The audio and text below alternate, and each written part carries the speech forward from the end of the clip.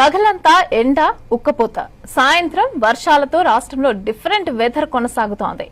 ఇక రుతుపవనాల కదలిక మందగించడంతో వానలు తగ్గి ఎండ తీవ్రత పెరిగింది. మరో 4 రోజులు ఉష్ణోగ్రతలు భారీగా పెరిగే అవకాశం ఉందని తెలిపింది ఐఎండీ.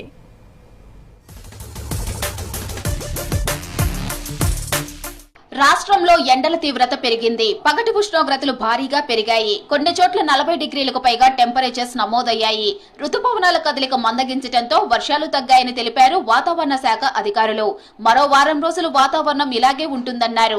దేశవ్యాప్తంగా రాబోయే 4 రోజులు ఉష్ణోగ్రతలు పెరుగుతాయని తెలిపారు.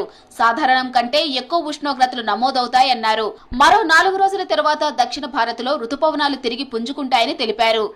साउथ पेनिनसुलर इंडिया में भी 3 से 4 दिन के बाद हमारा यही अनुमान है कि पूरा साउथ पेनिनसुलर इंडिया में जो मानसून अभी थोड़ा वीक चल रहा है रिवाइव करेगा. इसके साथ ही केरला, कर्नाटका, तमिलनाडु वहां पे हैवी रेनफॉल एक्टिविटी हो सकती है. రాష్ట్రంలో కొన్ని ప్రాంతాల్లో డిఫరెంట్ వెదర్ కొనసాగుతుంది. పగలంతా ఎండ ఉక్కపోత ఉంటే సాయంత్రం వర్షాలు కురుస్తున్నాయి. ఇవాళ హైదరాబాద్ లో పలు ప్రాంతాల్లో వర్షం పడింది.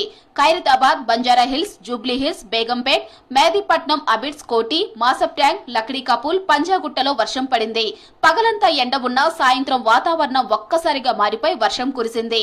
నాంపల్లి, సికింద్రాబాద్ వైపు మోస్తరు వర్షం కురిసింది. జిల్లాలోనూ అక్కడక్కడ వానలు కురుస్తున్నాయి. ఉమ్మడి ఖమ్మం జిల్లాలో భారీ వర్షం కురిసింది. భద్రాద్రి కొత్తగూడెం జిల్లాలో పలుచోట్ల గాలివాన బీభత్సం సృష్టించింది. జూలూరుపాడు మండలంలో ఈదురుగాలులకు చెట్లు విరిగిపడ్డాయి. ఖమ్మం కొత్తగూడెం ప్రధాన రహదారిపై గాలి దుమారానికి భారీ వృక్షం విరిగిపడి వాహనాల రాకపోకలకు అంతరాయం ఏర్పడింది. వాహనాలన్నీ రోడ్డుపై క్యూ కట్టడంతో ట్రాఫిక్ జామ్ అయింది. విషయం తెలుసుకున్న పోలీసులు అక్కడికి చేరుకొని చెట్టును తొలగించి ట్రాఫిక్ క్లియర్ చేశారు.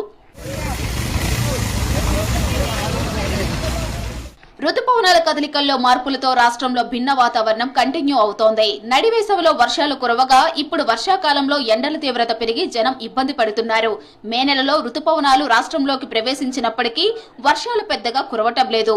ప్రస్తుతం ఈశాన్య రాష్ట్రాల వైపు రుతుపవనాలు కదులుతున్నాయి.